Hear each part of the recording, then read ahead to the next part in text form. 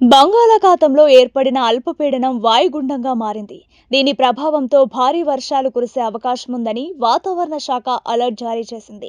దీని ప్రభావంతో రాగల 24 గంటల్లో ఉత్తర కోస్తాలో భారీ వర్షాలు పడే అవకాశముందని చెప్పింది. అలాగే దక్షిణ కోస్తాలో కొన్ని చోట్ల భారీ వర్షాలు పడే అవకాశముందని తెలిపింది. సముద్ర తీరం వెంట కోస్తా జిల్లాల్లో 30 నుంచి 40 కిలోమీటర్ల వేగంతో గాలులు వీస్తాయని, మత్స్యకారులు వేటకు వెళ్లవద్దని వాతావరణ శాఖ హెచ్చరికలు జారీ చేసింది. కోస్తాంధ్రలోని శ్రీకాకుళం, విజయనగరం, అల్లూరి సీతారామరాజు, విశాఖపట్నం, అనకాపల్లి, కాకినాడ, కోనసీమ జిల్లాల్లో అక్కడక్కడ తేలికపాటి నుంచి మోస్తారు వర్షాలు కురిసే అవకాశం ఉంది.